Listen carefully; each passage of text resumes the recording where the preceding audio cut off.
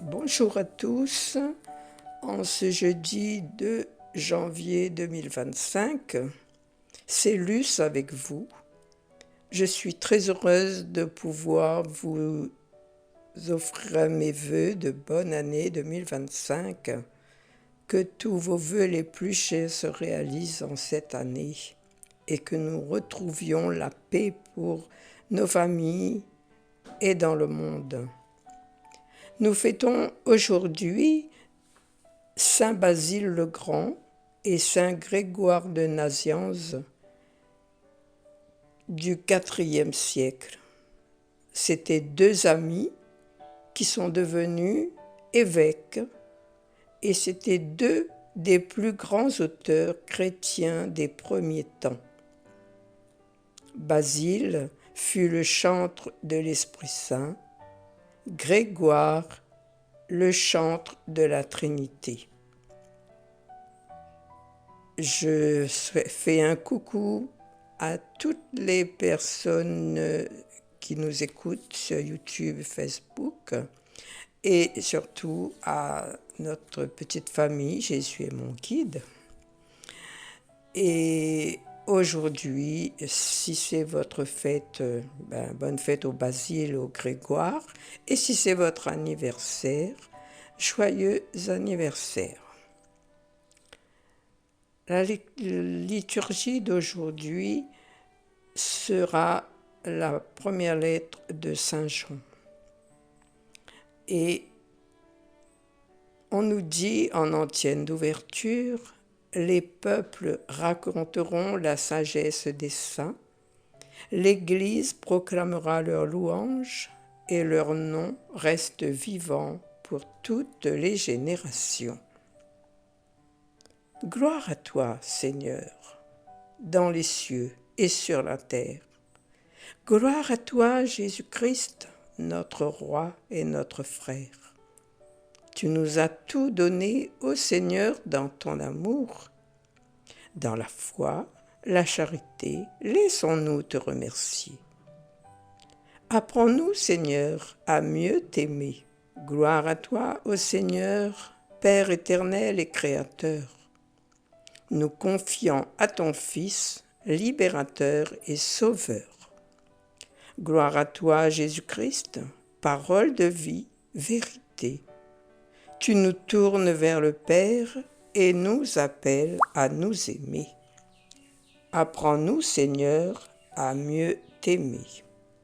Comme chant d'entrée, pour l'Esprit Saint, nous allons entendre au cœur de ce monde. Et je vous souhaite à tous une très belle écoute.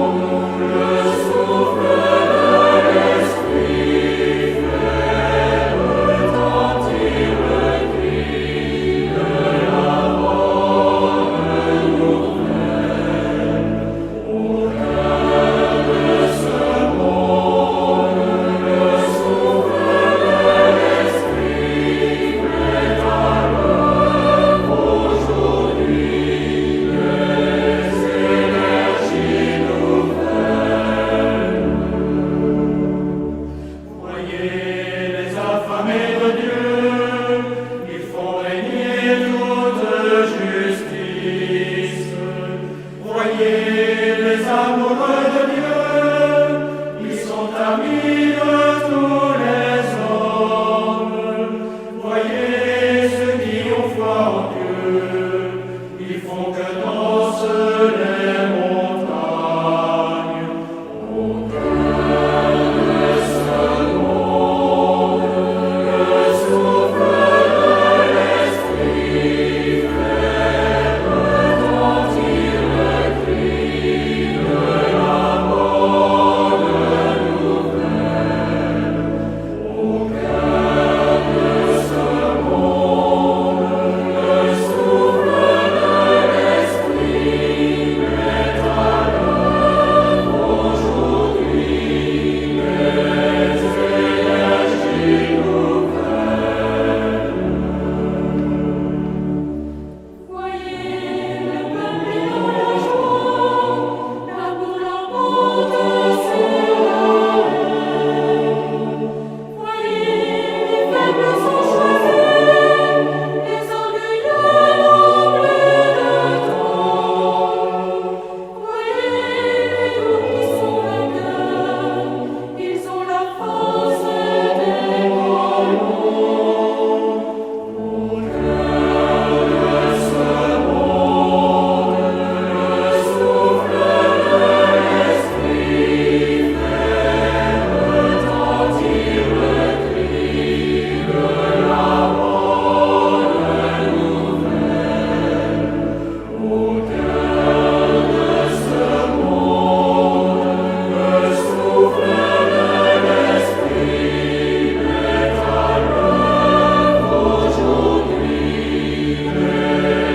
l'Esprit met à l'œuvre aujourd'hui des énergies nouvelles.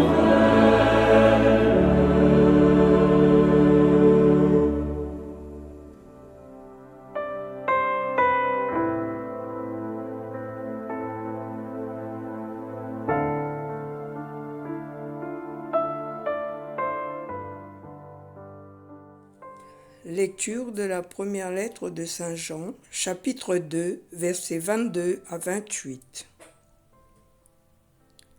Que demeure en vous ce que vous avez entendu depuis le commencement. Bien-aimés, le menteur n'est-il pas celui qui refuse que Jésus soit le Christ? Celui-là est l'Antichrist.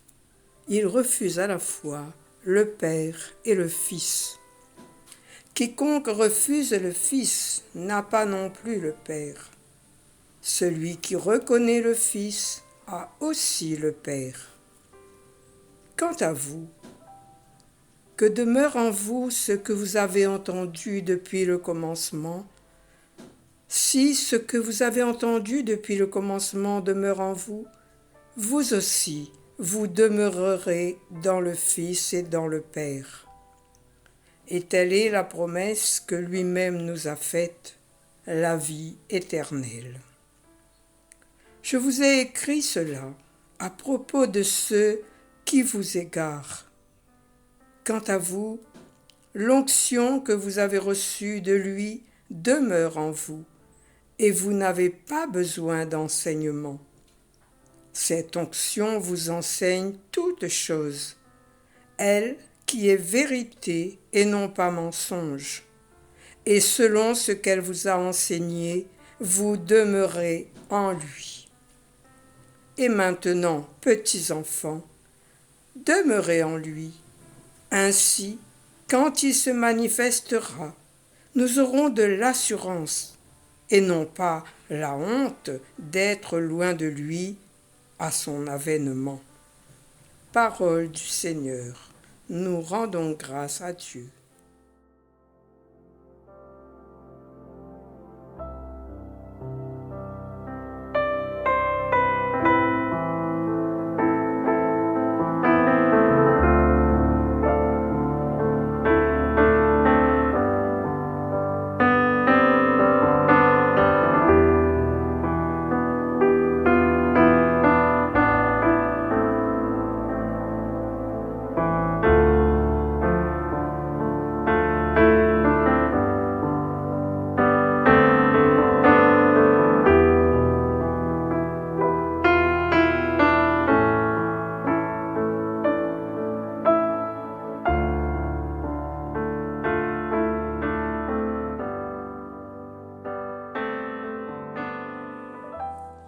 Saint Jean, apôtre du Seigneur, bien avant d'écrire cet évangile, a vécu aux côtés de Jésus et l'a longuement observé et écouté.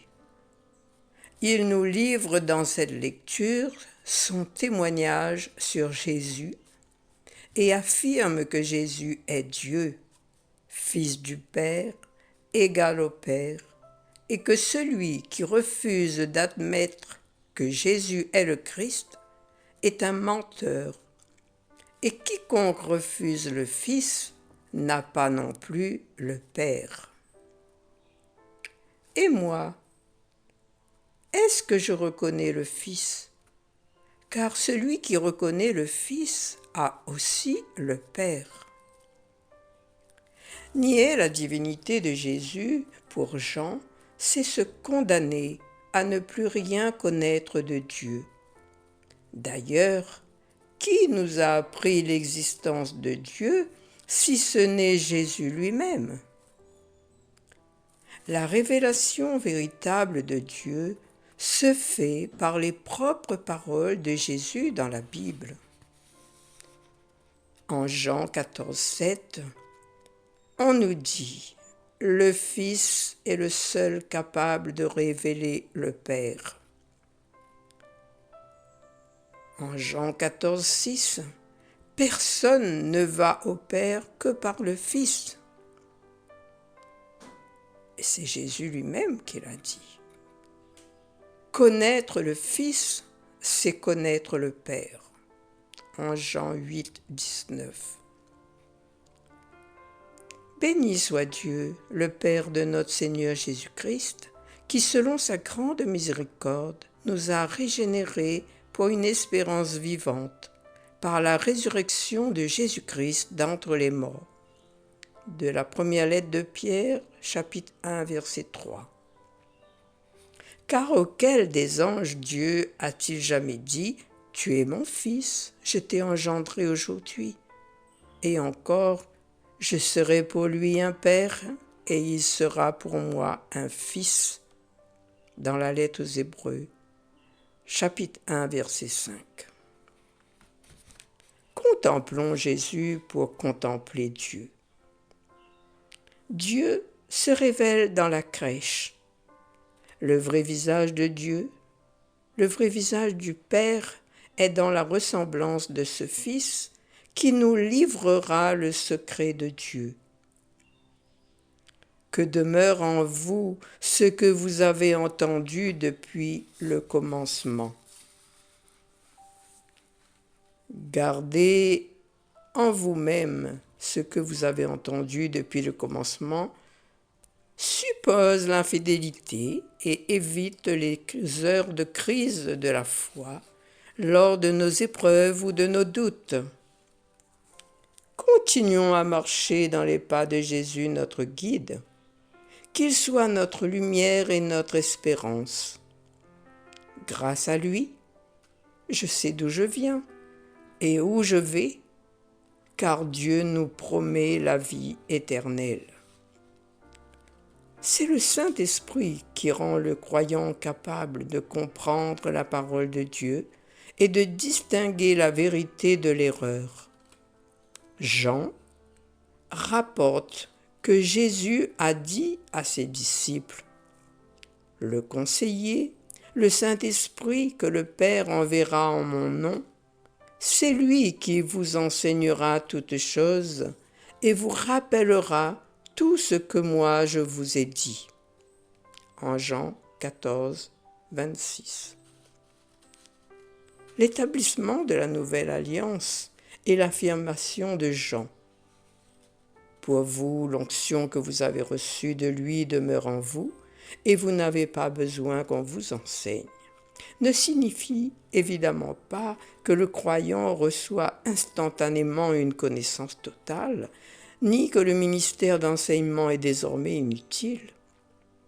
Jean avertit, corrige, exhorte et encourage chacun à se laisser instruire de la parole des évangiles et faire confiance à l'Esprit Saint qui œuvre en nous.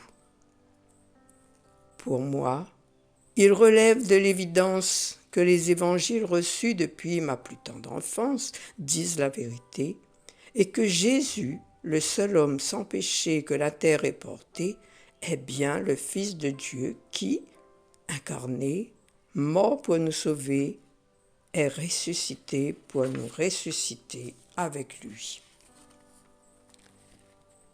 Quant à moi, qui ne connais le Christ Jésus que comme Fils de Dieu né de Marie, vierge à sa conception, et dans une osmose profonde avec la volonté du Père, je n'irai pas m'égarer.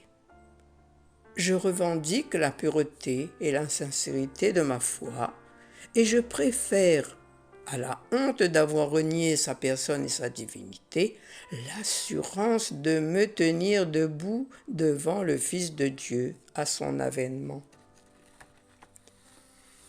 Quand une personne place sa confiance en Jésus comme étant le Christ et le Fils de Dieu venu sur terre pour faire l'expiation des péchés, elle reçoit l'onction de Dieu qui est le Saint-Esprit et elle est ainsi mise à part pour appartenir à Dieu et le servir.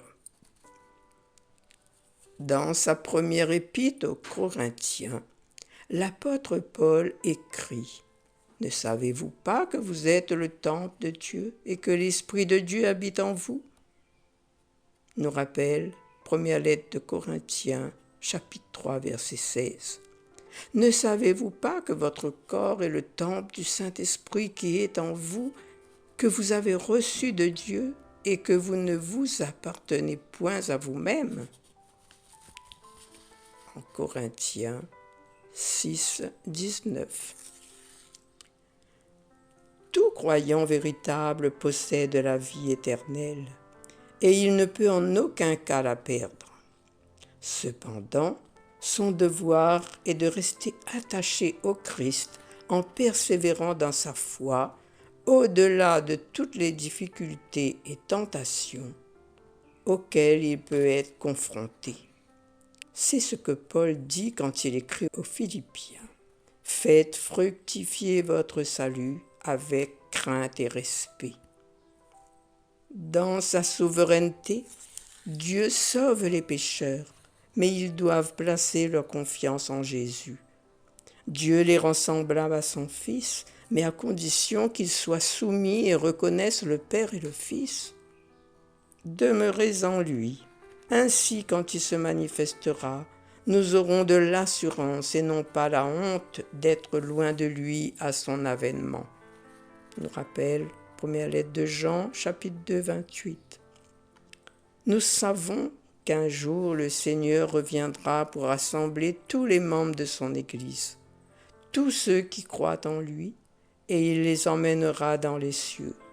Cependant, nous ne connaissons pas le moment du retour du Seigneur, ni d'ailleurs celui de notre mort. Par contre, je sais que dès que je franchirai le seuil de l'éternité, pour moi, tous les dés seront jetés à tout jamais. Tôt ou tard, je devrais me présenter devant un tribunal où le Christ siégera pour évaluer ma fidélité et décider si je recevrai ou pas des récompenses aux valeurs d'éternité. Ainsi, vous et moi sommes conviés à ce grand événement éternel. Amen. Nous allons passer au psaume 97-98. La terre tout entière a vu le salut de notre Dieu. Et voici le psaume 97-98. La terre tout entière a vu le salut de notre Dieu. La terre tout entière a vu le salut de notre Dieu. La terre tout entière a vu le salut de notre Dieu. Chantez au Seigneur un chant nouveau, des merveilles. Par son bras très saint, par sa main puissante, il s'est assuré la victoire. La terre tout entière a vu le salut de notre Dieu. Le Seigneur a fait connaître sa victoire et révélé sa justice aux nations. Il s'est rappelé sa fidélité, son amour en faveur de la maison d'Israël. La terre tout entière a vu le salut de notre Dieu. La terre tout entière a vu la victoire de notre Dieu. Acclamez le Seigneur, terre entière. Sonnez, chantez, jouez. La terre tout entière a vu le salut de notre Dieu. La terre tout entière a vu le salut de notre Dieu.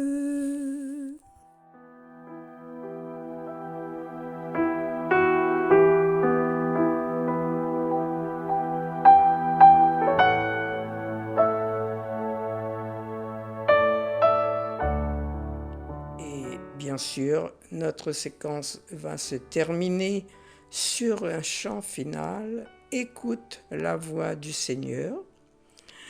Et je souhaite une très belle journée à tous. Et merci de votre écoute. À très bientôt, au mois prochain. Au revoir et toujours bonne année à vous.